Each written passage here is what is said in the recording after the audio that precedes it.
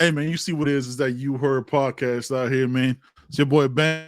Got a new co-host for the day, man. The good old Hey, brother Chalupa, man, chopping it up with us. What's going on, family? just another awesome weekend. How you doing, Brody? Good, man. Good. Chilling, man. You know what I'm saying? Got to have to put out the Chalupa Batman signal out there. Appreciate you jumping on. Hey man, No make problem. sure I always forget to do this. Make sure if you listen to the show, leave us a review, 5-star comment. You know what I'm saying? The whole thing. We're trying to pop up, man. We're trying to keep growing. And thank you to all the subscribers. What you got, G? Matter of fact, while you listening right now, go ahead and hit that subscribe button if you're not subscribed. Do it for the Canes fan. Mm-hmm. Just real quick. You ain't even got to pause the video. Keep watching it. Just minimize it. Bow, tap that thing real quick. Wow. Yo, got something for y'all today, man. Got something for y'all. Let's go. Yeah, oh yeah.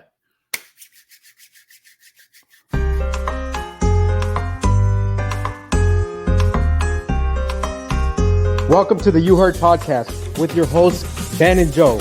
We're here to cover everything related to Miami Hurricanes football, including hot topics to pre- and post-game analysis. All right, we'll talk about it at the end. We'll talk about it at the end. No. Let's talk about this right now because you completely flipped it on me now. Yeah, I don't appreciate that. I'm saying I mean, what are we talking about, man? I felt Keeping it a buck. You heard? Yeah, man. Nah, I laugh appreciate at the how hard you hat laughed turn about that every hat. time. I'm sorry, bro. But every time it's Son, gonna when get he did me, when Joe it's not hit me it's with not the the turn. It's you going, nah, I don't appreciate that. Every single time, bro, that's gonna get me. Oh, son, that was a man. genuine reaction. That I tell you, It look, really I tell y'all was. right now, no. And we have I don't edit this. What we do is 100% all the time. I'm not cutting it to look good and all like, nah, let me do that again. No, we don't do none of that here, man. We keep it all the way a buck. Hey, Chalupa, man, I'm gonna give you the stage to introduce our guest today, man. You put us on to the young man. You know what I'm saying? We don't say kids on the show. Shout out to Wholesome. This young man, very impressive huddle. We'll drop it in the link of the podcast and the bill. Right after. Let's go. So on the show, we have a very special guest. We have 2024 defensive lineman Gabriel Birnbaum. We like to call him GB. 6'3", 265, lot of production, super powerful young man. We're thrilled to have him on the show so the Canes fam can learn a little bit more about him. How's it going, GB? What's up, guys? Doing great. Welcome to the show, bro. Thank you. First off, before we get Yeah. into some of the specifics and your last year, some of your stats, we'll get into all that. First, I wanted to ask you, you're an NFL fan, I would imagine, right? Yes, sir. What team do you root for? I like the Dolphins. What'd you think about the Dolphins draft? I mean, I think about the whole draft. It was not. I mean, the first round. I did not love the first round, but besides that, I mean, I think it went fine. Anything in particular you saw that stood out for you? Will Levis not getting first. Yeah, that was that was shocking, right? Yeah, every time I was just like, oh. It was kind of a okay, well, where does he go now kind of situation. Yeah. Yeah. It's always weird, right? Because if they said it like, oh, if he doesn't go top 4, he's not going first round. I was like, how does that happen? It was crazy, man. Yeah, that's not the even amount of about trades too. Oh yeah, we won't. Yeah, we won't. Yeah. We'll. We won't Let's one of our favorite topics before we get into the stats and learning more about you. Shout out to Joe. This is one of topics we always like to ask. Are you familiar with the Marvel Universe? Yeah. All right. So if you were gonna fight Thanos, you had to pick a crew of 3 Marvel superheroes to fight Thanos. What 3 are you picking? Thor. That's right. Come on. Got Thor back there. Yeah. I'll take Captain America. It gets dicey, right? Yeah. It gets dicey around. I'll take Vision. Yeah. You know what? Ooh, sleeper pick. He's probably winning. I'm not gonna lie. That's legit. That's a dope. Yeah. Shout out to you, man. Yeah, that was Yeah. nice. All right, so we division like to pick. get that out the way. The division pick was that was clutch. We like to just we had a whole segment here where Joe just showed Spider-Man no respect. So we just try to see if anybody else is gonna put Spidey in their top 3. No. All because of, I'm saying of a thing I did like Into the Canes verse. He's like, "What'd you pick that?" I was like, "Oh, because of the movie." He's like, "I saw ain't nobody picking top 3 Spider-Man." I was like, "I didn't say top 3. I'm just saying in general, he's one of the good characters." Whatever. Shout out to Joe, man. All right, shout out to man. Joe. So tell us what it's like for those of us who don't know what it's like to be recruited, or you know what I'm saying, or photo shoots and all that.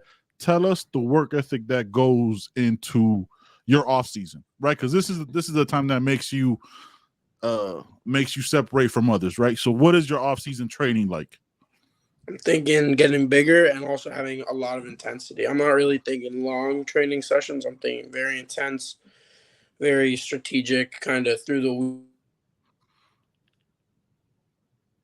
the. I'm thinking. I'm starting always Mondays. I'll start bench power clean. I think cleaning is probably the most important exercise I could do. I love to clean. It's my favorite lift. But I like to keep it short. I don't love doing especially for like beginning of off season. I want to build all that strength back, from season when I couldn't lift as heavy as I wanted to. So I mean, on bench, I'm pushing like 8, 5, and then 3, and then through the weeks, maybe I'll progress like 2 to 1.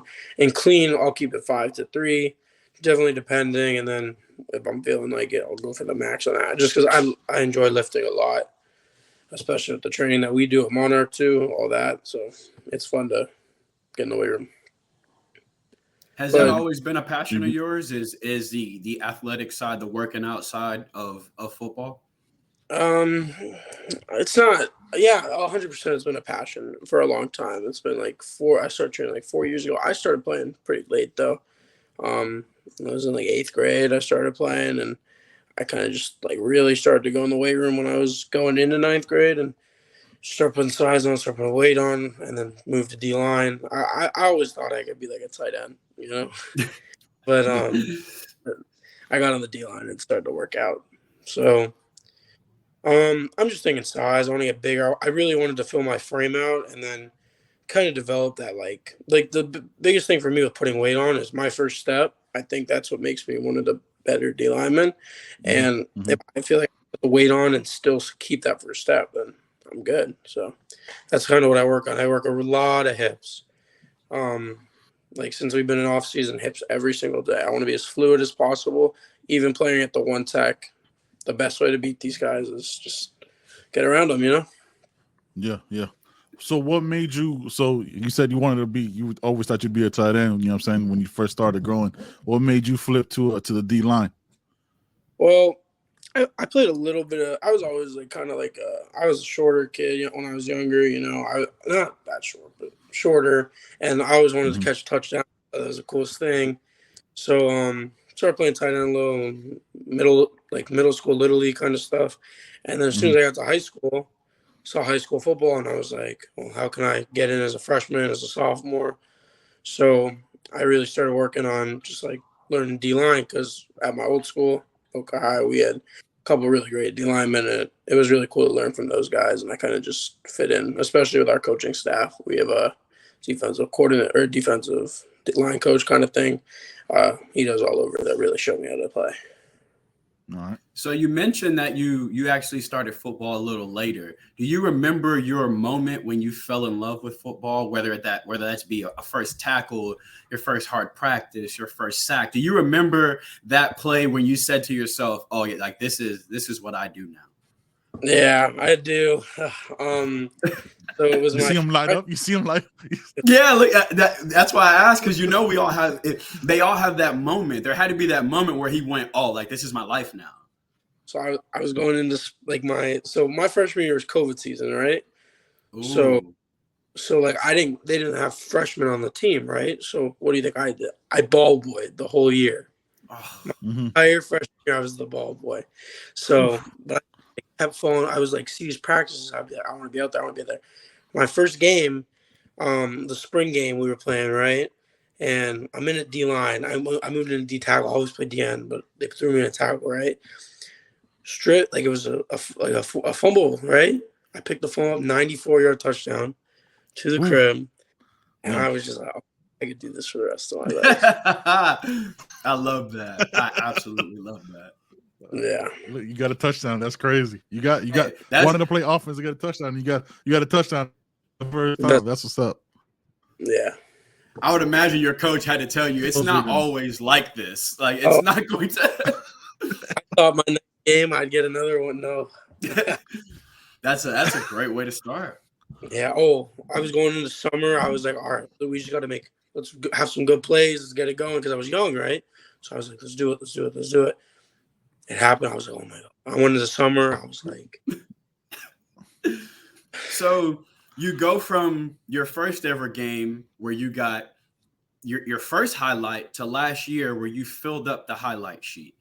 Yeah. Your numbers last year, 62 total tackles, impressive from a defensive lineman. But what I really, really loved is the 33 tackles for loss, the 14 sacks, the production. And correct me if I'm right, you play defensive end, but it's more of a 3-4 defensive end. So it's a little bit inside. You come off the edge from time to time, sometimes right up the middle. But for you to have that kind of production as a defensive lineman last year, how was that? How was your junior year? And I'm sure you're a guy that sets goals and expectations. Did you see yourself having such an explosive season like that last year? So, I mean, going into my junior year, I knew that because ever since I was a freshman, right? Everyone's always like freshman, sophomore year, you kind of learn your place. Mm-hmm. Junior year, you show it. Senior year, you solidify it. I've kind of lived by that since I started playing high school football. And I mean, junior or sophomore season, like off season, was crazy. Every day, it was another level. Right now, I'm getting back into that too. Just know I'm going back in. But that was when I flipped the switch. And so my junior year came around, playing a little bit DN. There were games like really run-heavy teams. I played nose, and then pass teams I play end just because I'd be wherever they needed me. First game we were going in, I was so nervous. I was like, because I didn't know. I was like, all right, we put all this work in, we got to get it done, right? So first game, it went pretty well. I was really excited with it just because I saw all my work kind of take place, you know. Junior year had some ups and downs. I mean, a little dip, but so first game I had 2 sacks, and then I think it was like 4 tackles for loss or something like that, and then a safety. But that was kind of where I was like, all right, I can ride this wave. I can keep working. I can lead my team, and we can have a great time, you know.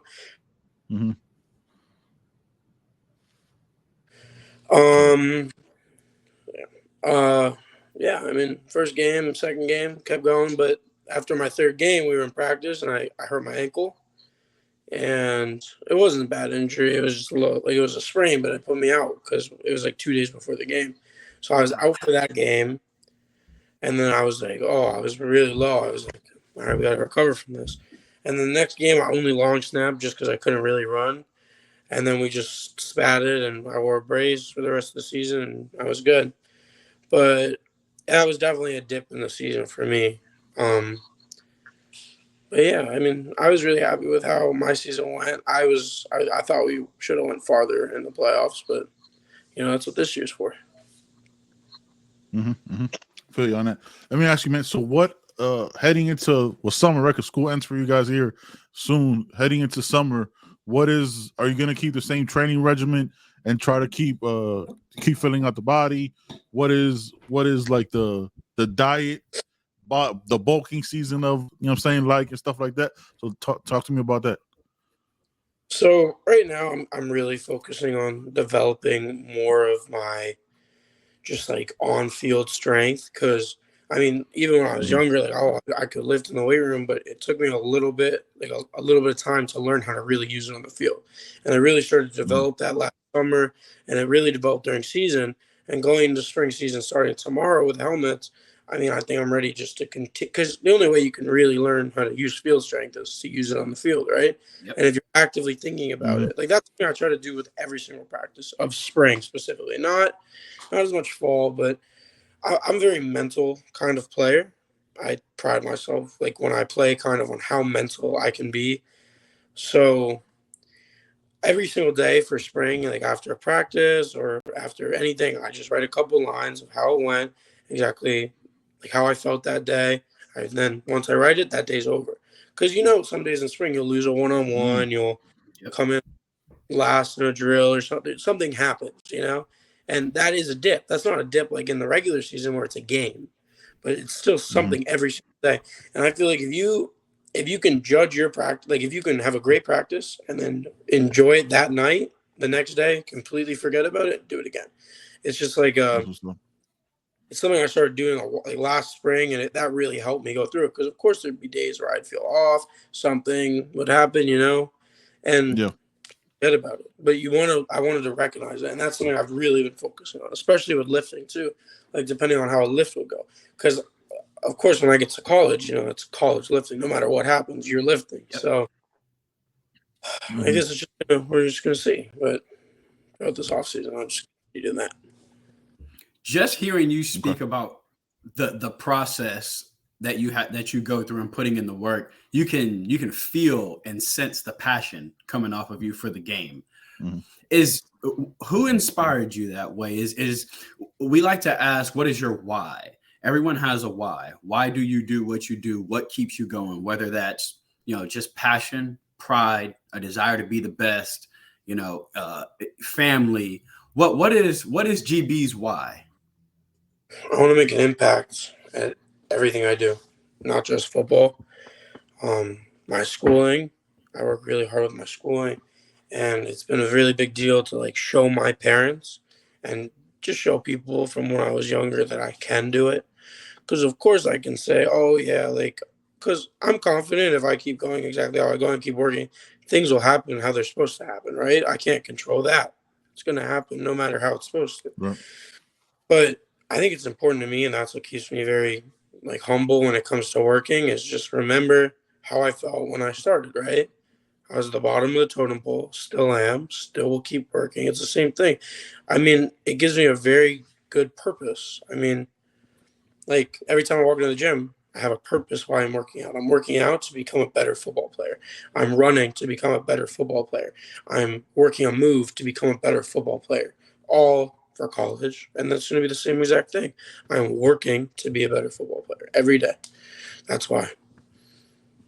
Where does that humility and drive come from, right? Because that's not something that young people have, like to be able to write down your process today and be like, you know what, this day's over. It's there, we see it, it happened, and you move on.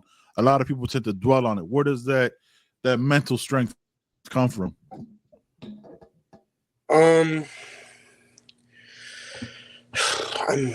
It's just when I was like a freshman, right? I met this guy. He played football in college. He played football in high school, at my old high school, and he kind of we do a lot of focusing on the little details, so the big things are already there, right? And he played, so he knew the process. We like to say he's me 10 years in the future, so I don't make the same mistakes. I like that. And I mean, I don't want to just give him all the credit, right? But he definitely put the right spot to succeed. Because when I met him, never really played football. I played Little League, didn't have any coordination. I like to say that I learned how to be an athlete.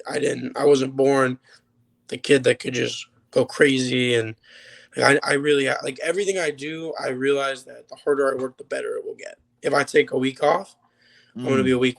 I would be if I didn't do it. And he kind of showed me that. We worked every single day. We still work every weekend. A lot of mental stuff, because there will be days where I'm not feeling right with something. My hips are feeling tight. Something's feeling weaker. One side's not feeling as good. Take a breath. Realize that, it's every day. It's going to be something different. But in the end, I'm just here to play football, right? 100%. So you seem like someone who is become a student of the game. Like you said, you had to work to become the football player you became. Is there a football player, maybe a college or somebody in the pros that you've studied, try to model your game after a little bit? Maybe not someone that is a direct comparison, but someone that you watch and you try to maybe emulate or take from him to combine to turn it into the football player that you want to become. I really enjoy watching and studying Brian Breezy. He does a lot of cool stuff, and that's kind of how I started learning what I would do. Right, I would sit in class, of course, and I would Google top 10 defensive linemen ever, right? College, whatever comes up, and I still do this. I'll tell you. So I pick a move of the month, move of the week, move of the day, right? So. Okay. I'll go on those highlight tapes. Him is someone I focus on a lot because he's a big, powerful, but can also go speed to power. And speed to power is kind of the thing I'm working on in the month. And I pick a move that I can perfect. So when it comes time to use it, and honestly in camp too, like camps or colleges, because if you can show you clearly perfected the move, it helps, right?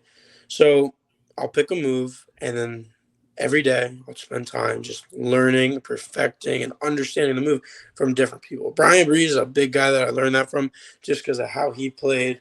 And then a couple nose guards I've learned from, just like in general, watching film, just seeing how they fill gaps. That's something I've really been focusing on because anyone can rush the passer, right? You just got to – but when you got to stick both hands out and take on a double team, I mean, there's only a certain amount of people that can do that. Yeah. That's big boy football right there. True that. Let me ask you, GB. What do you do? What else do you do for fun, man? Like, is it just training? You know what I'm saying? And writing the journal process of your mental health. That's dope. What do you do to release the tension? Because it is, I'm saying, going into your senior season, and things like that. Like, there's a lot going on. Next year you'll be off to college. And so what do you do in the meantime to just enjoy yourself and still be a kid? You know? Okay, so my free time kind of revolves around, I love Suits, like on Netflix. On Amazon. Binging that. That's a show. Nice. Oh, yeah, love that show. I spend a lot of time with my mom. We talk a lot about college, right? Because she's more of the academic side of it. She's big on that, and then we kind of we talk a lot about that stuff. That really helps me. That kind of just makes me feel like it's all completely normal, right? Because if her mom's as good as so, my coaches have really been supportive. You know, they not football-wise, also football, but not just that. They spend a lot of time just doing stuff. So we do a couple car washes.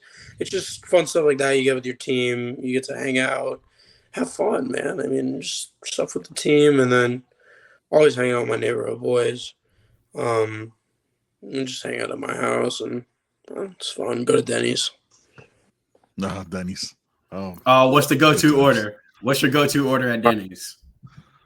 Cinnamon pancakes, 4 scrambled eggs with cheese, 2 orders hash browns, Oreo milkshakes, strawberry lemonade. Damn. Okay. Hold on. All right. Okay. Hold up. That's one order. Hold on. Who else is eating this? Who else? That's for the table? All his friends. That's a normal order. That's every time I go. That's what I order. That's big boy. So your friends sit at another table while you're eating. So he can only go out to eat with receivers. Room for you. It's only receivers at the table. Ain't no space for nobody else. Yeah, I switch to strawberry lemonade for fruit punch sometimes. I'm like a lemonade aficionado. Really? I can't believe that's a dope ass order. I was not expecting a 35-second order. That's dope. No, that's dope. That order cost $76. That was with impressive. Inflation. It might be. Holy cow! Hey, GB, before we get you up out of here, man. First of all, you're watching Suits now when you can binge it. See, me and Chalupa over here are old enough where we had to watch it week to week. So enjoy this Benjamin You don't know nothing time. about that. Another show I recommend to you, man, is Psych. It used to be on USA. That show is funny, man. I think Psych slept on. Funny show. So highly recommend it. So yeah, man. It was on at the same time. USA had like a little run. What's up? I do have a question for you that popped into my head because you did speak about academics, and we all know you're a student athlete. You are a standout on the football field, but in order to perform on the football field, you got to get it done in the classroom as well. Yeah. Have you thought about what you're going to major in college? Is that something that you have conversations with? And we don't want to get into what school you may be picking, but does that factor in when you're looking at a school, their academic program and whatnot? Yeah, or I want to either be a lawyer, for law, or I don't know. I'd get my business license and then venture into some type of real estate or investment kind of thing. But if I was gonna go the lawyer route, I don't know. I'd probably go to, I don't know. We'll see. That is yeah. I see what you did there. I see what you did there. I respect it. I see what you did. Hey, this guy. Hey, man, this guy's got a future ahead of him. He knows exactly. Yes. He knows exactly what to say. I respect. Yo, that order. Let me ask you something. Let's go back to that. That order, real quick. How much is that bill? Like, I'm curious because like when you order, right, and you say a couple of things, the waitress go, okay, next, and you go, no, I'm not done yet, and then you 100%. Have to keep going because I assume they're not like, okay, no, he's gonna order 17 things, and then we move on. Like that's not how that goes, right? It's like, no. I mean, the lady knows me. I go a lot. It's right next to my house. So. I don't know. It's like $40. So we know pancakes. Is there another hidden talent maybe that GB has other than football? Do you have any other hidden talents? Hidden talents. Knock knock. Who's there? Lettuce. Lettuce who? Lettuce entertain you. Stand up. Is that? No, that's it. So before we let you go, you spoke about your mom a lot, and I know parents are heavily involved in everything, especially when it comes to a young man. Is she the kind of parent that is watching your game and has advice for you after the game? Is she screaming from the stands? Is she telling you when you've had a bad game? What kind of fan is mom when she's watching you? Oh my God! Great job! I saw you catch that touchdown.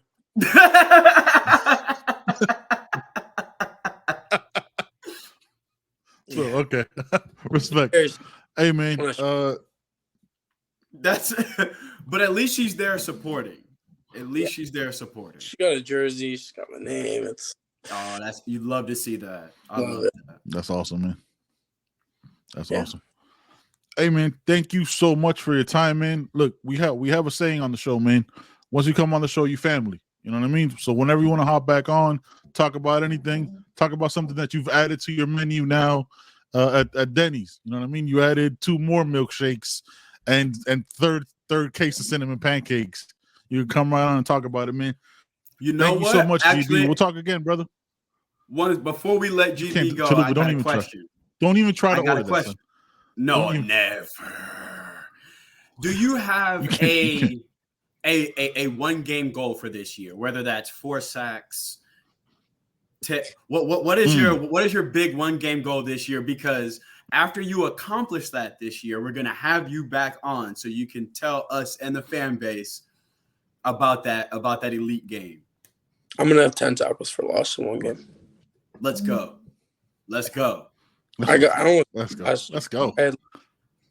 had 7 in 1 game, but yeah, let's do it. We're doing that. Let's go. Let's do it, man. 10 tackles for loss. We'll have you back on right after that game for sure. Let's do it. All right, GB. Thank you so much for your time, man. We'll talk again soon, brother. Baby, it was great to talk to you. Peace, guys. Yeah, man. Thank you so much. Later. What a good young man. Man, that young man's got a few head, man. Let me tell you Shout out to something. him. Wherever he does end up committing, they are getting a educated young man with a head on his shoulders. Yep. I did not sound like that when I was 17 years old. No. Listen, when he said, No. I write my day and then move past it, I was like, shit stuck with me forever. When I was thinking, it was like it should stuck with me 5 years ago. 5 years ago. Yeah, that's I'll tell this. I'm gonna tell this crazy ass story. So I told a story to Joe, right? When I tried to play football, because high school wasn't the place for me to play football, right? I just wasn't in that space. I got knocked out by Willis McGahee before he transferred, right? And before he transferred to Central, I was like, it took me a good 5 years to be like, oh, that was the dumbest thing I ever did. I was like, I felt like, because when you're 15, you feel like you feel like invincible, and then you have like a 17-year-old man knock you out with his knee as you're trying to tackle him. Yeah, I'm like, oh, this was stupid. Like, this was like, it took me forever just to process that. I was like for like a good year, I was like, yo, I ain't no bitch about my shit. I just wasn't ready. You know what I mean? Like, I didn't know how to tackle. We were just playing for fun. Like, it wasn't real, but I fell asleep. I was wide awake walking into that tackle. I fell asleep, son. Like, it was a wrap. It was, shout out to him, man. Right? Crazy. That young man is impressive. It is very impressive to be able to articulate your goals that way and your process that way at 17 years old. To know that he's going to have ups and downs in his process, in his training, and to have the wherewithal to know that I'm going to write these down to remind myself that every day is different. Once he finishes filling up that book, if it's a composition notebook, those 300 pages, he'll be able to look back and go, okay, so today's a bad day, but so was 115. So was day 75. Yeah. So was day 57. And I got through those days as well. And you got that is impressive. That is really impressive. I don't know who, well, he said who gave him the tool, but that is an impressive tool for him to use. You can give somebody the tool. Whether they use it is, that's all on them. That is very impressive. Especially at that age, right? Like you remember us at that age. We weren't listening to shit. Like if we're keeping it all the way, but like we knew everything. Everything. For him to take a step back to when someone approaches him and says, like, I want to mentor you. I know what you could use to be better at the next level. For him not to go, 14 sacks last year, boy. If you don't get away from me, my face. For him to go, okay, what can I do?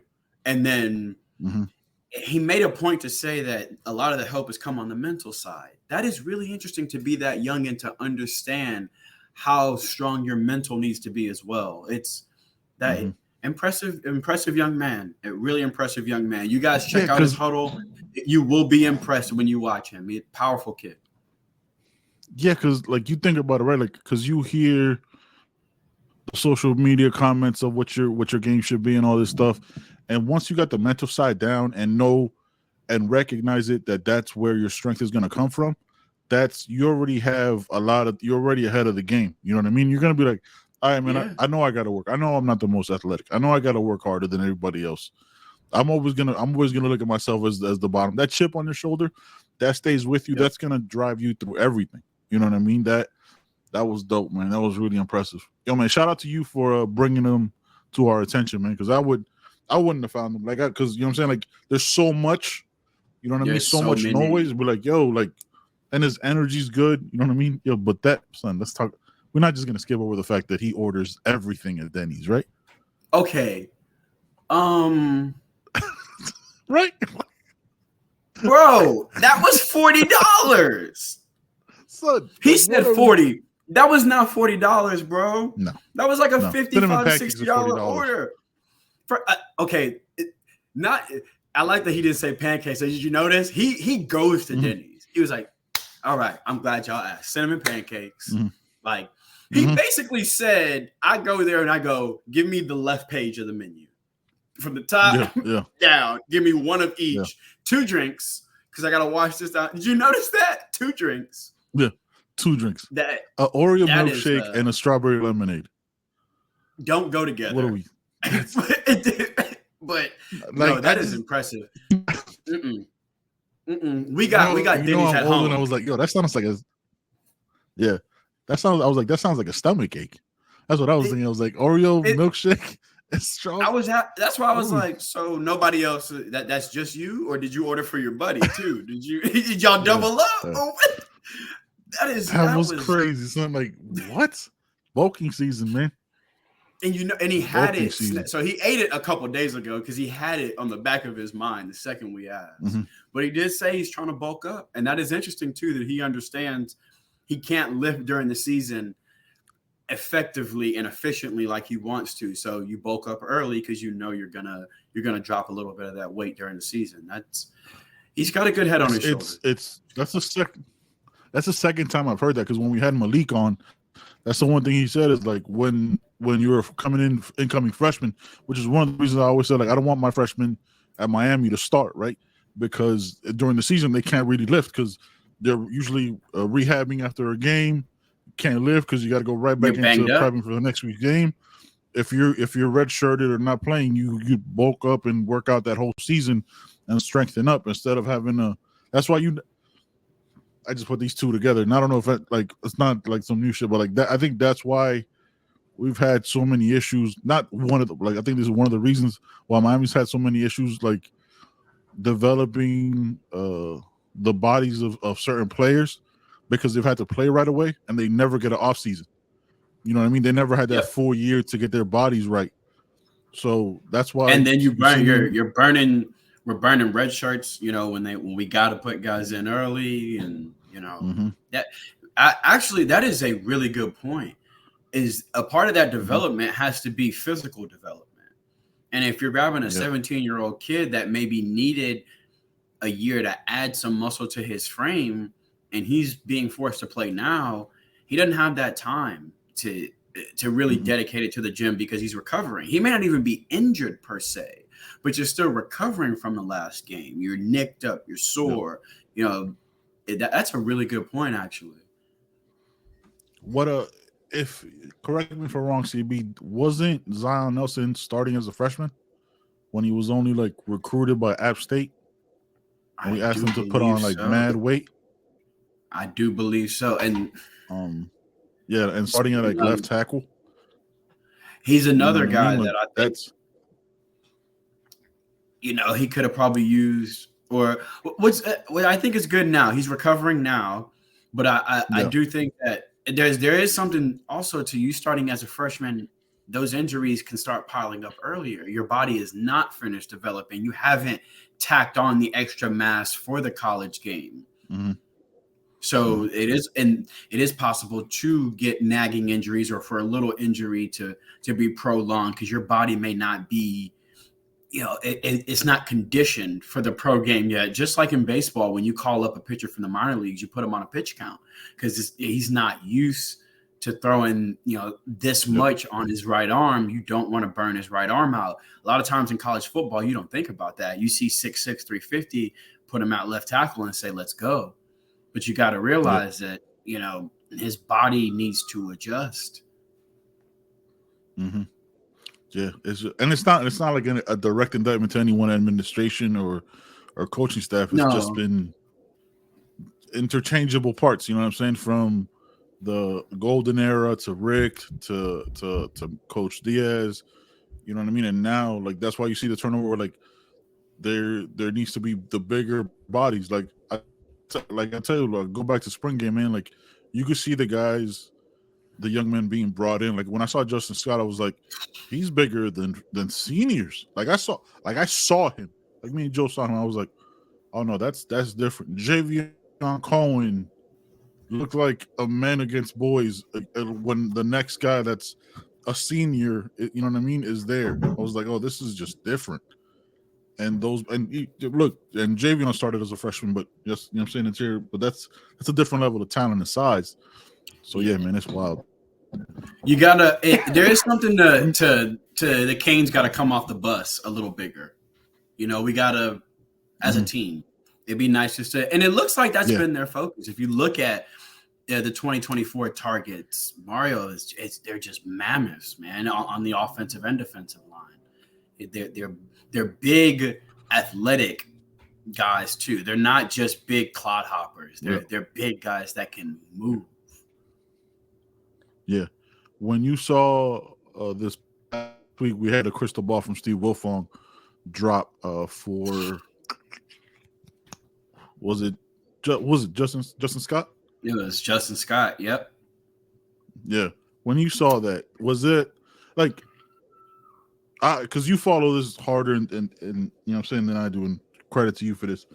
When you saw that, are you just like, and I asked this to David Franklin on Wednesday, like, are you just like, how? You know what I'm saying? Because like these were not rooms or conversations we were having before, right? And again, no shot to anybody else. The past is the past, yada yada. But like, Justin Scott isn't a person we ever got into the building with, let alone the room, let alone the crystal ball. So when you see that, are you what's your thought process like?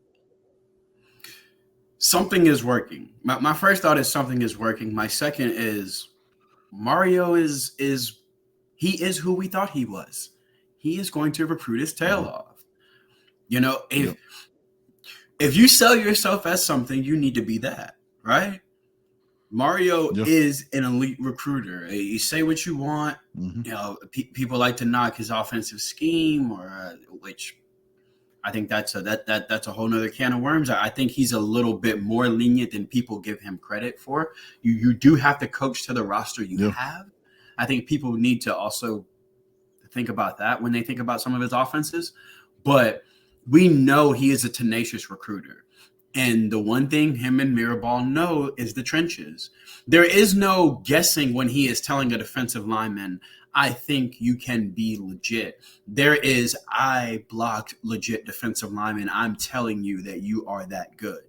There is him sitting next to a left tackle and going, I know for a fact. I sat next to Penei Sewell and told him, he believed me. You need to as well. You know, there's that been there, done that. There's the big defensive tackle.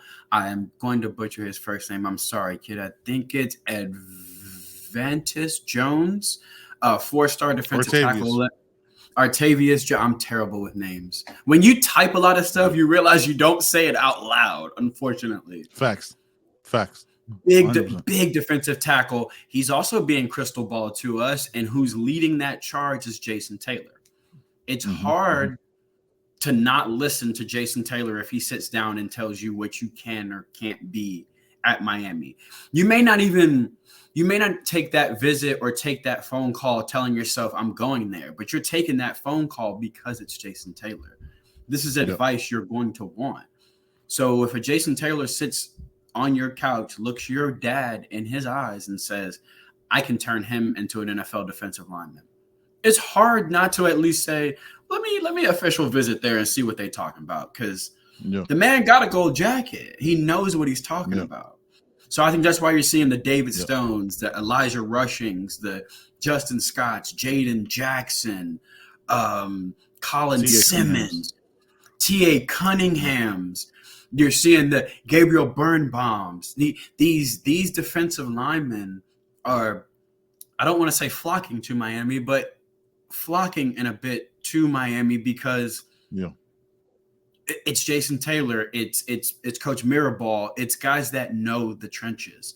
So if I want to be an elite pass rusher, I at least want to know what Jason Taylor thinks of my game, right? I'm at least going to give him the time of the day. Absolutely. And at the end of the day, no one on the corner has swagger like us. So, you know, there's that. Oh, okay, I see you. All right, T.I., I see you. You know? Yeah, man. It's like there's that part of me, man, where like I watch it and I'm just like, because I'm cautiously optimistic, right? Because I don't want to get caught up in it, but when you see the consensus of the talent, you know what I'm saying? Like oh shit, David Stone, Kamara Franklin, Elijah Rushing, T.A. Cunningham. I'll throw in, you know what I'm saying, high motor up and coming, and GB that we had on the show. Like I was just like, the trenches, everything looks better if the trenches are popping, right? Everything, defensive, secondary, linebackers, your quarterback, your receivers in the trenches. Everything looks better if those things are clicking, and it's just interesting to see that we're in the building with these players. I think it's a slow relationship build. I think he's doing it different, and honestly, it's kind of like what we've started to emulate here. We're not after on the You Heard Pod. You know what I'm saying? Like, we're not after the big shows. We're just trying to build relationships with people, man. We're trying to keep it positive. We don't dwell in the negativity. You know what I'm saying? In a way, yo, like this is our journal, right? Because after the pod is done, those topics don't happen again. Like unless it's like a Twitter thing, but it's like different Twitter reactions. But we're in for an hour out, and after that, it doesn't phase us, and we move on. You know what I mean? So it's dope, man. That young man was impressive, man. Wherever he lands, wherever he goes, gonna be something. And he's one of those. If you guys are interested, definitely check out his huddle. He is a 3-4 defensive end. So the way he was describing is sometimes they'll kick him in at nose tackle because he's quick. He can get up the field. So at the next level, he has a few different options. He could sign with a team that does play a base 3-4. He can play that 3-4 DN. He could probably play 2 technique in a 4-3 as well, which is why he probably is trying to add a little bit of size just in case someone ends up kicking him all the way inside when he gets in the college. But he is one of those high effort. If you put 2 offensive linemen in front of me, I'm giving them everything I got until the whistle kind of defensive lineman. And we spoke about it a little bit before the show. There is high motor, and then there is high motor with production. You can have a high motor. You can try all you want. It doesn't necessarily mean you're productive. It's when you mix the high motor with the talent. That's when you get a Ruben Bain. And I'm not saying Gabriel is a Ruben Bain, but when you get someone with a high motor that has the talent, that's how you get production. Now you need guys that play to the whistle no matter what. But when you watch him on tape, you can tell he's not someone that rests on his laurels. He's not someone that says, well, I got 7 tackles for loss. I'm the guy. He's the guy that's like, I got 7 tackles for loss, and then I had a dip last game because it was only 4, and they think they can double me now. So now, now I'm packing my lunch, my IHOP lunch, my Denny's lunch for these guys. And you need defensive linemen that are nasty like that, guys that just want to get it. Everybody wants to be pretty and everybody wants to have sacks, but you need guys, like he said, sometimes you just got to fill space. Sometimes you got to be a space eater, and you need that. Yeah, man. What let's do a little portal talk. What have you been thinking about the lack of? I don't say the lack of something because it's weird, right? Because I think people jump in the portal. I think it ends tonight. It ends today at midnight. You could get into the portal, but doesn't necessarily mean you have to sign till basically fall or like summer B. Because anybody now, the spring practices are all over, so it wouldn't matter till fall. What have you been thinking about that whole thing? Have you been like, yo, why haven't we signed somebody? Or you're like, gotta be patient because they're being very meticulous. Yada yada. I'm two ways about it. And I'm at the point where like I'm sure you're getting them because I'm getting the tweets. Hey, what's going on with the portal? Like what, at around 10, 12 o'clock noon every day, the fans are like, hey, I see so-and-so's entered. You guys are talking about what's going on. A couple people the other day were like, we're getting nervous because we're hearing nothing. I thought something on the Florida transfer, Xavier Henderson, would probably happen. It's a little alarming. Something hasn't happened yet. I know because we're looking at some of the receivers. It seems like there's been an influx of receivers that have kind of entered the portal. The Michigan State kid, Keon Coleman entered today. So that could have slowed it down too. You had the kid from UTSA enter. Maybe that slowed down. Somebody like Henderson probably thought, oh, I got my pick of the litter, when I enter. And then a couple other guys with some serious production as well. Florida State had a couple guys enter. It could just be that now teams are a little bit weary on pulling the trigger because let's wait for that deadline. Let's see who else is going to jump in this thing. Because, I mean, the portal sometimes can be the Wild West. I don't think anybody predicted Buckner from Notre Dame or Diggs, the running back from Notre Dame last year, who ran for over 800 yards and led them in attempts last year. Houston losing their most productive running back. It could be that some of the teams that have a few spots to fill, like Miami, are thinking, let's wait for that last day. Let's see who all gets in this thing. Let's not marry anyone early because then a Keon Coleman jumps in the portal, and that may be someone that you put at the top of your list. I would like to see something happen in the next week or so because it should stay. Well, it's going to stabilize after today because no one else can enter. No one. It has been a little quiet over the past couple of days, and I don't know if that's the calm before the storm, or if that's just kind of going to be par for the course now that the portal is really up and running. The young men are really understanding how to manipulate it now, when to get in, when to get out. We're seeing a bunch of players re-enter the portal that had committed just weeks ago. I mean, the receiver Hooks that came from Jackson State, he's decommitted from Ole Miss already. So it could be a situation where Mario and the staff is thinking, look, let's give it this last day. Let's see who else jumps in here because, they missed out on Bear Alexander. A couple of defensive tackles it looks like they didn't get that they were really high on early. So maybe the thought was, let's sit back. Let's see who else comes in the portal. Let's reassess, and then let's go. Because let's say you grabbed a receiver that you weren't too fond on, but you felt like you needed the depth because a lot of the tweets are, we just need a body. And then someone like Keon Coleman enters the portal, and maybe he's even thinking, well, you guys just signed 2 guys in the portal. I'm not going to a crowded receiver room. Yep. So maybe it does benefit to sit back, wait. But I would like to start seeing that thing move a little bit in a week or so. You want to, especially on offense, you want to get those guys in. They got to start learning the playbook, Yeah. I think, and it might have been shout out to Flo that said it, right? Like, we got to realize that Mario moves at his own pace. Like, it took me this year. It took me like last year was such a surprise. You know what I mean? Like the offensive and defensive coordinator situation from last year, and then this year with the OC, I was like, oh, this is just gonna be the norm. And I think it's about culture. It's about doing like deep, thorough background checks about culture, mentality, process. Do they journal? You know what I mean? Like how do they process shit? Like what the little things, because like we talk about it all the time as just fans, right? But Mario knows that he has to get this thing right. So rushing just to get a body is not the move for him. You know what I'm saying? Like I think we have 5 open scholarship moments from the young men who have transferred out. So it's not just body. It's not about that anymore. It's about getting the locker room right. The locker room has to matter. There has to be accountability. There has to be the right kind of energy. So the process, man.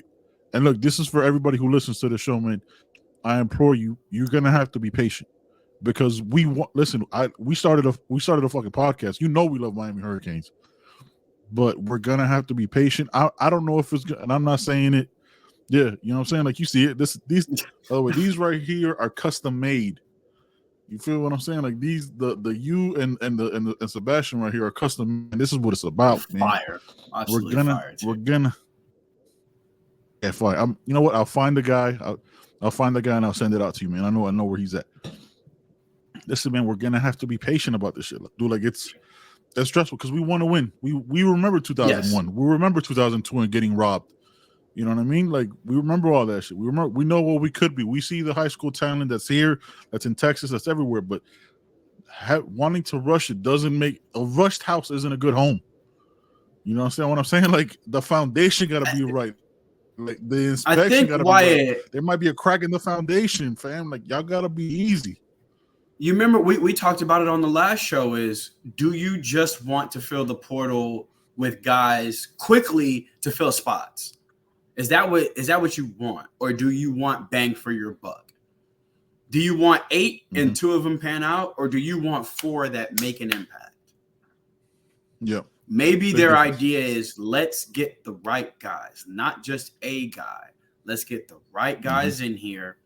And also, the idea could have been we thought we needed this, and then after spring, it's like, let's recalibrate a little bit.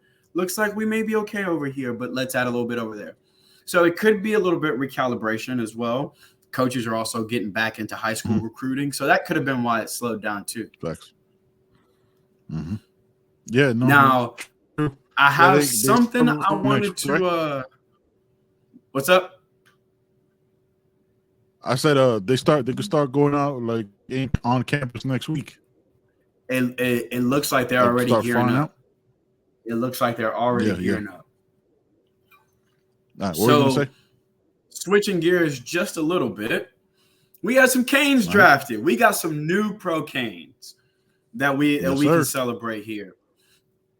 First off, Tyreek Stevenson going to the Bears. They actually traded up in the second round to get him, which is kind of where everybody had him, kind of late first, second, third-ish. How do you feel about Reek going to the Bears? I think Reek going to the Bears is a good move, man. Obviously, look, the Bears were terrible on defense last year, and Reek has like that body size that's going to work well in the NFL. He has a good frame, good size for it. You know, he played hurt all of last year, and Reek, actually, funny story, man. One of my best friends taught him in high school, so I've known about Reek and DJ Ivy. Went to the same high school. So yeah, man, I'm excited for him, and you know what I'm saying, shout out to DJ getting drafted, man. So hopefully he has a good solid career, man, and just lands on his feet. The dream's there. I'm saying you're gonna be in camp in a little bit.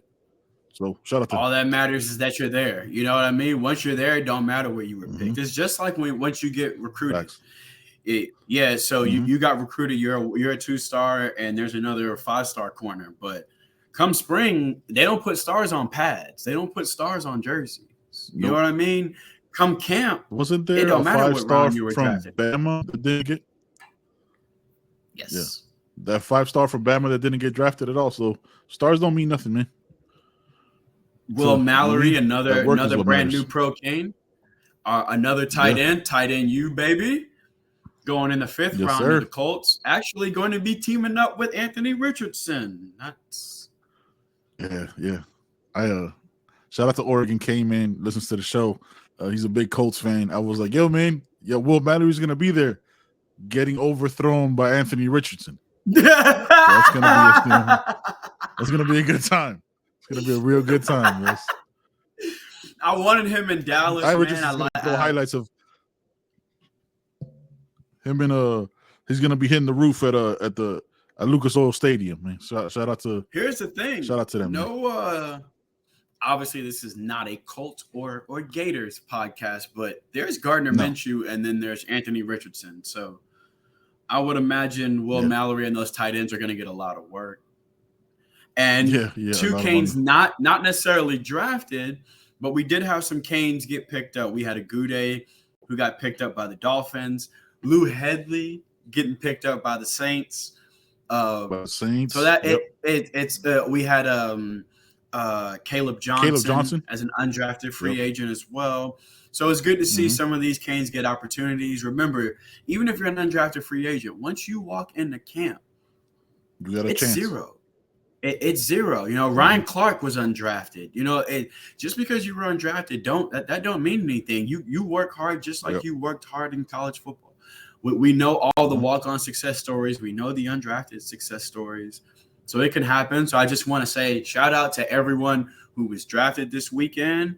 Shout out to the new pro Canes that signed an undrafted free agency. We wish you the best of luck from the You Heard podcast. We will be rooting all of you on.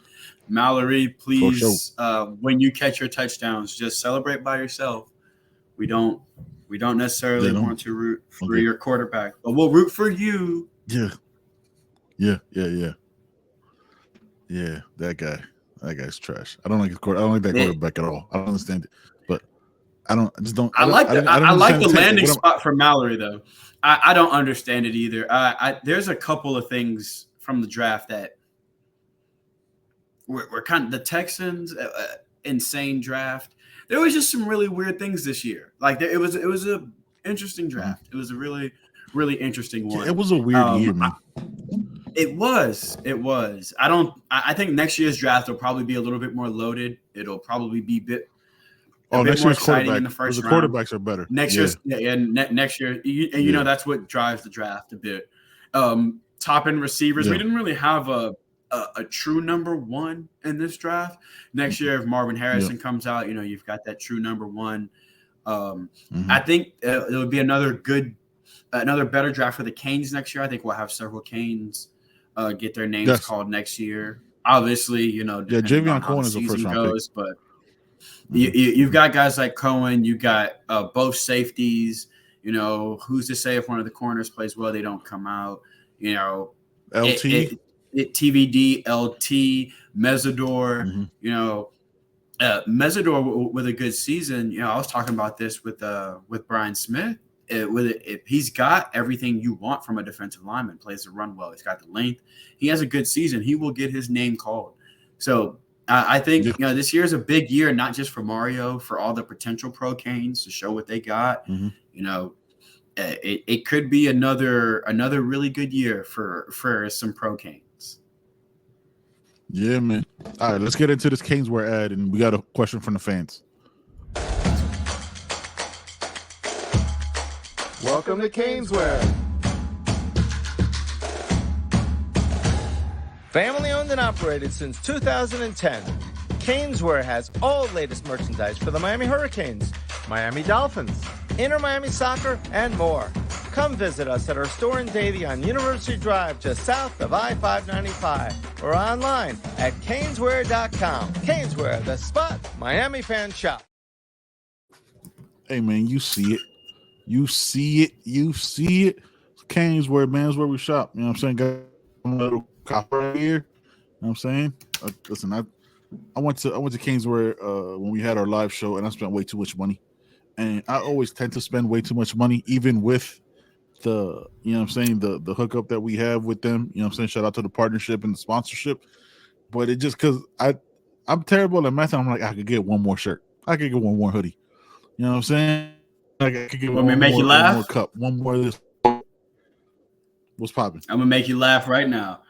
I just spent a bunch of money on Caneswear and just hit checkout. Didn't even think about the partnership. I was just like, don't care. I bought like 4 or 5 shirts last night. I went to get one sign. I wanted a Sebastian sign, and I wanted a TVD shirt. They got the shirt with his number on it and the captain logo. I ended up getting 4 shirts, so that's how that went. Because if you go on Caneswear, I'm telling you, you go there for one thing, you leave with a cart full of merch. There's always something new. There's always a discount going. Never. Yeah. They got a new store opening up here soon. As soon as we get the word from Brett, you know what I'm saying, we'll make some decisions and see what's popping, man. You know what it is, man? Hey, look, the key word for last week was trenches, man. So the winners in the comments was Angel Kane, my guy Angel Kane, man. This guy's always make sure to listen for the keyword, and Damian Hernandez, man. You know what I'm saying? Y'all are winners from last week's pod, and we'll drop that graphic here right after the show, man. You know what it is. Hey, CB, every episode, man, we drop a keyword. Let them know what it is, man. Putting you on a spot. What you got? You gonna go? Hey, son, you gonna go Denny's? You gonna go? Today's keyword in honor of 3-star defensive lineman GB, Big GB. We calling him Big GB now. Denny's. Denny's in the comments. If you're watching this anyway, make sure you put the keyword. You are eligible to get a gift card for Caneswear every episode. This isn't a situation where it's 2% off and we tell you you're getting a gift card and it's really 75 cents off your order. This is a gift card. It's a full gift card. As easy as 1, 2, 3, you're gonna get an email. Boom. Yep. Hey man, easy money. Can't beat that. Denny's in the comments. Can't beat that, man. Look, we're trying to make sure everybody has all the Canes gear they can possibly have for that Miami game, for that Texas A&M game. Y'all know the schedule, man. We're trying to get everybody donned in that green and orange, man. You know what it is. All right, man. Let's do some housekeeping here and answer the last question. Shout out to Brick by Brick, man. Who are your top 3 Miami running backs all time? Oh no! Time.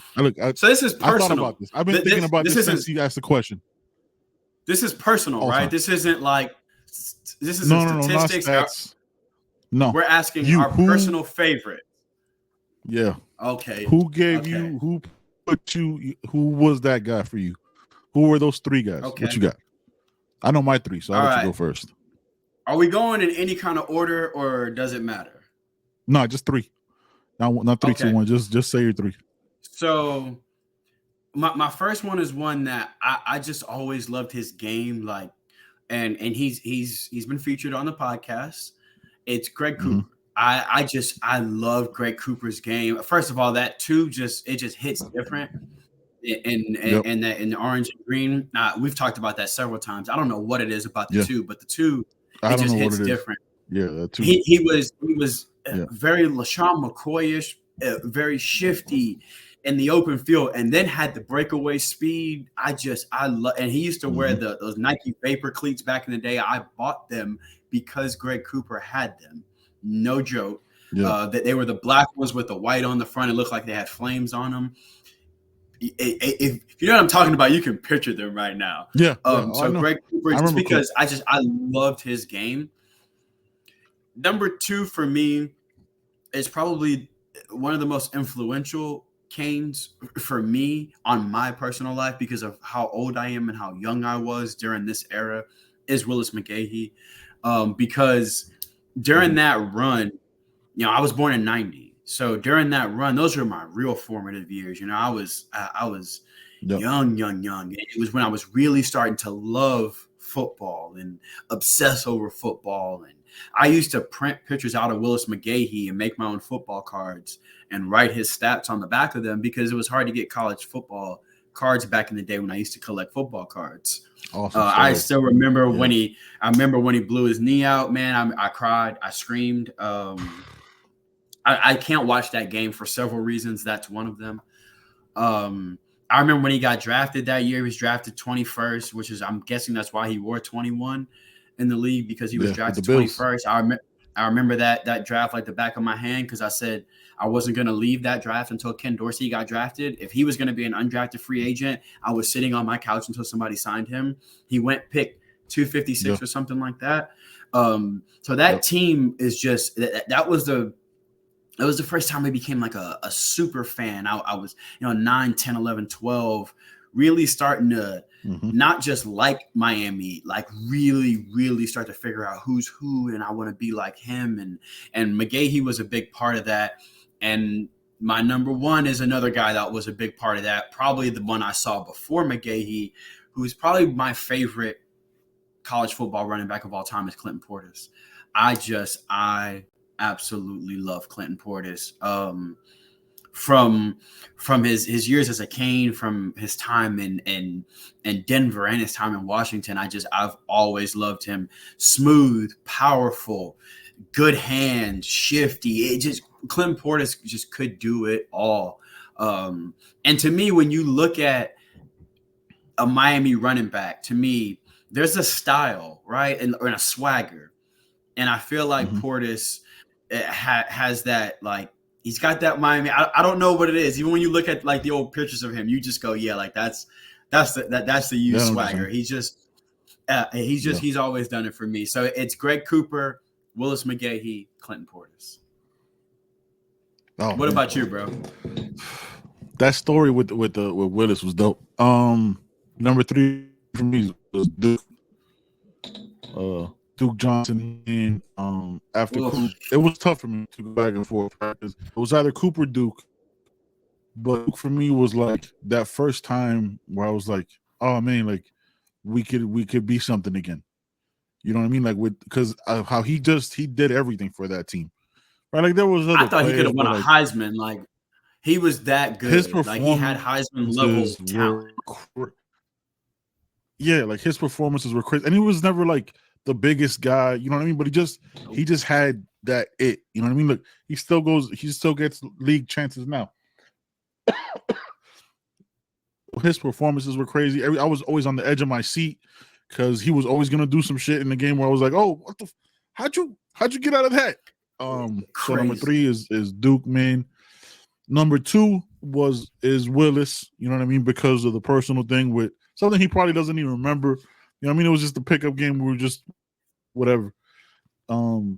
Just and the same thing, man. Like when he got that tackle in the Fiesta Bowl, like it was never like. I was like, I remember hearing about it because this was before social media and Twitter and all this. I remember hearing about it in Miami, like, yo, Willis is in the gym like crazy. He's gonna get drafted. I was like, bro, there's no way. There's no way he's gonna get drafted. Like, nah, man, I'm telling you, he's different. Like he's got dedication, he's got his family behind him, he's gonna do it. I was like, and he did that shit. I was like, yo, that level of dedication is crazy. And number 1 to me, man, very similar to you. I was born in 84. My formative years were like that 96, 97, 98 seasons. I mean, before the 01s, when I was like 10, 12, you know, say 10, 11, 12. Edgerrin James, man. That performance against UCLA in shitty weather, you know what I mean? And he just ran everywhere. I was just like, oh, this is like that. Like I had watched Miami, but like that was the moment I was like, oh, this is it for me. Like this right here is my number 1 team. I watch most sports. I watch European soccer. I watch, you know what I'm saying, European football. I watch everything. But this team right here, there's nothing like it. The reactions that I have to it, I've calmed down over the last couple of years where I'm not as miserable when they, you know what I'm saying, when they don't succeed, but as miserable. That's what I had to say it like that. Like my wife knows. Let me get some quiet time after the game. You know what I'm saying? Let me process. Let me watch some stupid shit on YouTube. But EJ, man, that's my number 1, man, just because of that. His performance in that game. And I don't even know how like I remember coming across the game because I hadn't like till that moment, I don't remember watching football. You know what I mean? Like I had seen it like like when I go to the family cookouts and stuff like that, but that was the first time that I watched the entire game. I was like, who is this team and why haven't I been watching you all my life? So Edgerrin James is my number 1, man. Those players, they stick to us because as you're saying that, like I can feel my first memory of actually understanding the players that played for Miami and not just I like them because of their colors and their swag. It was I can see it to this day. The baggy sleeves on Ken Dorsey. I always thought it was interesting that Portis wore the long white sleeves, and back then, remember you had to wear gray gloves. In college, they had to wear the gray. Because running backs a lot, they didn't wear sleeves. That was more of a quarterback thing. So I always thought he looked really cool. And when you're young, looking cool is part of it. He wore the dark visor, and I just remember thinking, man, he's small like me as a football player. He looked small. He's small like me, but he runs hard. Like, so I was like, oh, that's my God. You never forget those early memories. And as an honorable mention, Mike James. I loved Mike James. I just felt like Mike James was a cane. Like, you know what I mean? Like he was a cane. If it was fullback, it was kick returning, whatever it was that they needed him to do, he would whatever needed to be done. I've got a lot of love to this day. He's one of my favorite canes of all time. And I know when you mention him, people go, huh? It's like, but to me, he was in that era where I feel like we were on the cusp of, we weren't great, we weren't bad, we were kind of floating in mediocrity a little bit. Guys like him, guys like Duke, I just felt like they gave the university everything. You know, that they gave everything they had to Miami. And those kind of things just stuck with me. I got to talk to him a couple years ago, like 8 years ago. And it was just like, I'm sure I sounded like a dork because to me, like, it was like talking to like Zeus or something. It was like, it's Mike James. And he's down to earth, one of the nicest dudes I've ever got a chance to talk to. Son, listen, man, like, that's how I felt when I was talking to Malik, because Malik is like, when we had him on the show, if you gone back and watch it, like I was like a little ass kid in that shit. Like Joe's like, hey man, don't get out emotional. I was like, fam, like this is he's my last attachment to happiness watching the Hurricanes. Bro, 12 is my Miami number because as a kid, I didn't want to wear 11 because of Dorsey. I thought it was too sacred. So I always said, if I go to you, I'm going to wear 12 because nobody should wear 11. That's how much I loved Ken Dorsey. So Malik was my God. Like, I know what you mean by that. A couple weeks ago, I'm watching an old game and I'm live tweeting it. And all of a sudden, Sonoris Moss jumps in the thread with me. And he's just like, what's up, fam? It was a good game. And we're talking about the game together. And I had to text my dad, and I was like, Dad, do you remember Sonoris Moss? And he was like, the little guy from Miami that you try to emulate? Yes. I was a smaller receiver. So I always felt like I couldn't be Kevin Beard. I couldn't be Sands. I couldn't be Dre. But Sonoris, I was like, I could be Sonoris. So just to interact and to go back and forth with him, I was having to like as I'm like, responded, I'm like it's Sonoris Moss. So I completely understand that because in your formative years too, when you watch a team and you love a team, yes, they are human, but they are essentially larger than life, and what's great is when you meet or talk to some of those guys like a Malik Rozier that is just down to earth, a sweetheart of a human being. I can't say enough nice things about him. Like that to me makes me even more of a fan of you. You know what I mean? Like, I loved you on the field as a Cane, and then getting to talk to you, it's just like, oh, this guy, he's everything I thought he was, when I was 17. I learned a lot. I learned a lot from that conversation. Like once I got past the surrealness of it, bro, like holy shit, I'm talking to Malik. I'm like, I learned about, what I'm saying? I learned about the importance of sitting out a year. You know what I mean? How he talks about it. His back, like the whole ankle thing, like that's like basement. That's important for being a quarterback. I had no idea about any of that shit. Like unless you like really embedded it and you're a quarterback guru, and just to see, like the kindness of him, because we saw him. And he came up to us, you know what I'm saying? We chopped it up, man. They were him and his boy were eating. We chopped it up for a little bit, but it was like I was running into like an old friend. You know what I mean? Like, look, man, starting this whole show, starting this podcast, man, it's been crazy. You know what I mean? The reaction to it, like people tweeting like, yo, man, this is one of my top 3 podcasts. I was like, yo, whatever we're doing, man, we're just being ourselves, man. Like there's podcasts that do the insider thing and YouTubers and all that. And we're not stepping on any of that because we try to go out of a different lane, and it's inspirational to us when they're like, "Yo, man, we really rock with you." You know what I mean? And salute to you, man. You killing it for the social media thing. But yo, like I remember seeing that Sonoris thing. Yo, bump that 2 days ago when Alex Mirabal was like, "Yo, man, I love to come on the show." I was like, I had to like show my wife. I was like, "Yo, read." I was like, "Yo, read this real quick. Read. What is this?" Like, do you see I'm like, what is happening right now? I was talking to Mike Rumph yesterday. I was just talking to Mike Rumph yesterday. Just chopping it up. Just chopping it up with him back and forth. And at some point I had to go, the fuck is my life? Like, I'm just talking about I swear to God, I said that same shit. Along those lines, I have a question for you, an interesting one. We'll have to ask Joe this too. Do you have a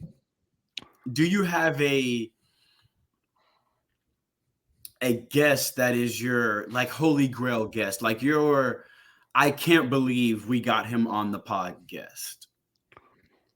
Like you're saying, like a guest that we have on where I might fuck around and get like emotional on the show, like holy shit, we're like if we say it in the chat, you don't believe us at first, where you go like stop playing with me, stop fucking with me. Like, who's that guy? Yeah. Like if you send the screenshot of like the conversation and you go, stop playing with me. Like where you would have to take a second. Yeah. I mean, honestly, dude, like, and this is not just because of where he's at right now. It will be Mario Cristobal, man. Like, because like the players like the Willis McGay, and one thing is like I'm always I'm someone that appreciates motivation and dedication. You know what I mean? Which is why, look, I'll give you flowers right now, which is in all of you, right? Like the dedication you have and the work that you put in rocking with us. I just, when there's a brilliance to Mario Cristobal, and I'm not just blowing smoke up his ass, but like there's a brilliance and the dedication and the obsession. I just want to understand it. Like that, like if you go back and listen to our conversation with Alonzo Highsmith, I was a student in that class. Like I wasn't a host. I wasn't a Canes fan. I was just taking all that in, and I was just, so if I ever see Mario on this screen, son, like I like there would be, it's gonna be difficult for me to like get that first question out without being like, yo, I don't even like, because it's with the mirror ball thing, right? Like I said the same shit to my mom. I was like, what the fuck is my life? Like I genuinely asked myself, man. I was like, yo, what are we doing? And I asked Joe this shit too. Like when we were driving back after spring, I was like, Joe, what are we doing, man? Like, you realize, you know what I'm saying? Like, what are we like? It's crazy. Like, me and Joe know we got something, right? And then we added you, like, well, now this is the you know what I'm saying, the triumvirate here. You know what I'm saying? Like, but there's that question of like how, just, you know what I'm saying? Like that how that react, like I don't understand it. Like for Mirrorball to respond and be like, because I assume they're all obsessed and they know everything that's going on, right? For them to be like, oh no, we rock with you, Hurt. You know what I mean? Like, how do you even know who I am? Like, for him to respond a couple of times to tweets that didn't mention him, they didn't have his name in them. Yeah, it was because the first time we were all like, what? Like, yeah. So I don't know, you do the same thing. I gotta click it. I'm like, let me make sure this ain't a fake page, because why is like the very first time I saw Shannon Dawson likes, I was like, all right, who made their name Shannon Dawson, right? Because why is Shannon Dawson liking my evaluation of a player? And then I'm looking and I'm going, no, that's Shannon Dawson. That's it. Yeah. That's the guy. Like. Yeah. So I think it's interesting because you never know where a road will take you when you start driving down it, right? Like there's no, like you knew you and Joe had chemistry, but you didn't know you'd be able to talk to Highsmith. You didn't know you'd be able to talk to Malik Rizzo. You didn't know that you would say like, hey, Coach Mirrorball, we run a podcast, you know, and for him to go, I know that, like I know you heard, like. Casually to just be like, no, I know who you guys are. I'd love to talk to you. It's crazy. Like, all right, fam. Okay. So I think me and Joe started this. There was like 2 or 3 weeks left in the season, right? And me and Joe, I tell the story all the time. We had a 90 to 90-minute conversation. I'm sitting in like the parking lot of Lowe's, and instantly the chemistry was right. Like there was no skip. The first time we ever did an interview, I think it was with Azubi Charles. Shout out to him, man. I really appreciate him giving us the time. And we're just talking, man. And I'm just like, me and Joe didn't like just how we didn't plan like how to do the interview, right? We just knew. You know what I mean? It's the same thing with you. So like me and Joe didn't plan it. We just hopped in 2 minutes before, like, yo, man, let's do it. Bam, bam, bam, bam, bam, bam, bam, bam. Like that's just the way it went. And there's just some things that like it just clicks. And yeah, so for me it would be Mario Cristobal, right? For just cause, and it's not to say like every Canes head coach. There's some Canes head coaches, gonna keep it a buck, I never want to speak with. Yeah. Like I don't ever, you know what I'm saying? Like I just don't rock with them like that. Who would be your guy when, like, let's say we don't even tell you, show you the screenshot. We're like, yo, man, let's hop on. We're about to do a podcast. And then you see, because that's how I would do it to you, by the way, just so you know. You don't know when it's going to happen. All right. But so like, because there's going to be a fourth person, and this is the guy that be like, oh, hell no. Okay. Now, the easy answer is Ken Dorsey, but I'm not going to say Ken Dorsey because that's not the one. There is a Cane that is one of my favorite like Canes of all time. And it's not a popular answer, but he is one of my favorites. If I open that group chat one day and saw Ja'Cory Harris on a flyer, I would lose it. Oh, yeah. When I say I used to try to emulate, I changed my visor from my Oakley to a Nike because of him. Because he used to wear the Nike and he had the Nike coming off his helmet. So I changed to that because of him. I have created 1,700 countless quarterbacks in video games that look exactly like him. Because I always thought if I ever became a quarterback, I'd be skinny. And so when he got there as a freshman too. So I was a massive. It's to this day pinned on my Twitter is a tweet about Ja'Cory Harris. It's if Ja'Cory Harris has one fan, I'm one of them. If he has 5, I'm one of them. If he has 1 million, I'm one of them.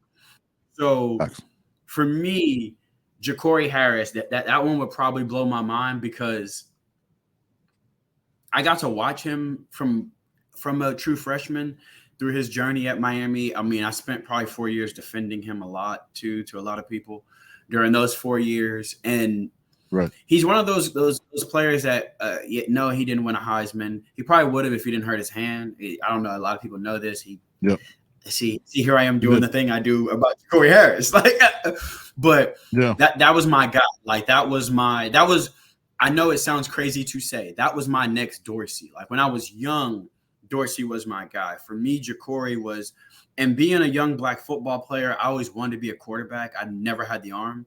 So I saw myself as black quarterbacks. Like I used to like Reggie Ball back in the day because he was short. And I was like, ooh, I was a quarterback. I'd be like, Reggie Ball. Yeah, with a Megatron. So I was a big fan of Ja'Cory and 12. Like I keep saying, 12 to me, from when I first became a Canes fan, I always said I wouldn't wear 12 if I played with Dorsey, obviously, or wear 11. So I'd wear 12. So Ja'Cory coming in wearing 12, he's my guy. Like now, Ken Dorsey, I probably would pass out. That's why I'm saying I can't say Ken Dorsey because I might not make the show. Like I'm gonna see the graphic and I'm just gonna pass out. But to be able to just talk to Ja'Cory and ask him, how was it, running the offense at Miami? How was it, throwing the touchdown to Travis Benjamin? Just these memories that are so seared into my brain and associated with so many happy beating memories. Florida State at Florida State. You know what I mean? Like those are such pivotal, good memories from my history that just to be able to talk to him about those, it would be next level for me because those are things you don't forget. When you. Do you remember where you were when he threw that pass in the corner? Yes, I remember exactly where I was. I remember exactly where I was. I used to have this stool in my room, bro, like this little, just regular tan stool.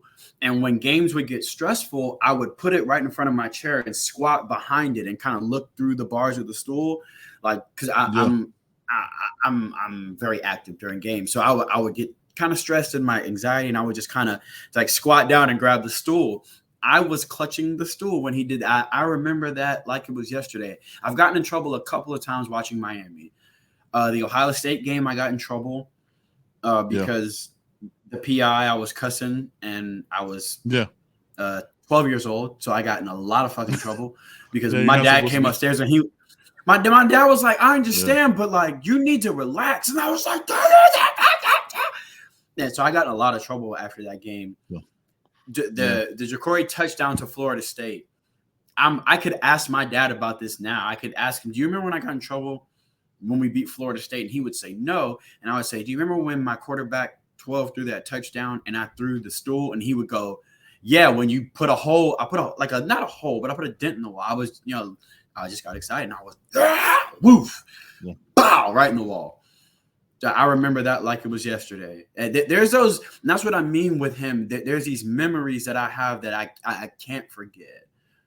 Like I can close my eyes and see him throwing touchdowns to Jerron Byrd. Like it's that, like he was my favorite player in college back then. And when you have a favorite college football player or a favorite NFL player, you don't forget those moments. Now, as I'm getting older, my memory is terrible. Like the year that they happened, like his freshman or sophomore or junior year, that gets hazy. But a lot of times I could tell you the jerseys we were probably wearing because I always thought he looked super swaggy. Like I always thought he looked really cool. And I could tell you that's the one. Those were the jerseys that had the it was all that had the stripe at the shoulder. It had the, and we used to do the white with the orange. Yep, those were tough. Yeah, he wore the one shooter sleeve back in the day. Like listen, when I say I wanted to be Flick him, of I the just wrist, didn't have the yeah. arm. Yeah. The most beautiful deep ball you'll see. Like he Mm-hmm. was my guy. Yeah, when Randy Shannon got the Northwestern 5, right? Got Marcus Forston, Sean Spence, Ja'Cory Harris. Man, I was like, yo, what is about to be life right here?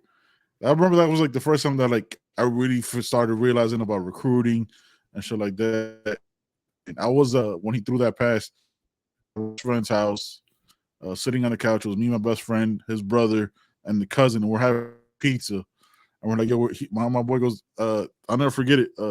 My little cousin goes, yeah, when he's about to throw a pass in the corner and Kings are about to win. And like exactly what happened. And we're like, oh, went crazy. It was bonkers. Yeah, he called that shit. Yeah, Like it see, was, I don't know how he called it. Growing up here, I used to have to watch Canes games by myself, obviously, because my dad's a Notre Dame fan. He Yeah. don't give Right. two crumbs about the U. Like he'll watch it if I'm watching it, but I'm not trying to watch it with him because he got something to say constantly. You know what I mean? Like he got something negative to say about everything Miami does. I can't do it with him. Yeah, I'm like, bro, no. Like I don't want to hear you giggling if we lose it. You know what I mean? Like I don't want to hear it. Yep. So growing up, I would watch those games by myself. It was me having anxiety by myself in my room watching the Canes. So yeah, like I couldn't even imagine watching that moment with people. Like I take it back to like the national championship games and watching like Willis McGahee's 6 touchdown game against Virginia Tech. Like those memories you just don't forget, and like to be able to watch that with people had to be insane. Yeah, no, it was crazy, man. Listen, man, that's what this show is about, man. It's about reliving and talking about those moments as a fan. You know what I mean? We try to discuss everything as a fan and go about it in that way. And those moments takes you right back. Like as you're talking about it, like I'm spacing back into those moments of what that was like, what that feeling was like, man. And that's what you know what I'm saying. That's what we try to do here. Look, man, obviously we can keep talking Canes, we can talk about this and that, but you know what I'm saying, things gotta come to an end, man. Me and CB gonna keep chopping it up after the ending of this thing here, man. But hey, man, appreciate every single one of y'all that rock with it, man. CB, you got anything for the people before we wrap it? I just want to thank everybody for showing love. We've been doing a lot of polls lately, and votes have been up like crazy lately. So love all the love you guys are showing on social media. Remember, put the keyword in the comments. Don't cheat yourself. You're already here. You might as well put that keyword down. Shout out to Gabriel for coming on the show. Really appreciate talking to you. Great young man. We wish you the best of luck in the future. Also, shout out to Joe, man. We didn't have our third today. Our guy Joe. I just want to shout out to Joe. I just want to hope he's having a good one. You know, there's reasons he couldn't be on the show, but I just wanted to say, you know, shout out to you, brother. We missed you. Yeah, man, we'll chop it up again with you, Joe, man. But till next time, man, you know what it is, man. It's that You Heard podcast, guys, man. We out. Peace.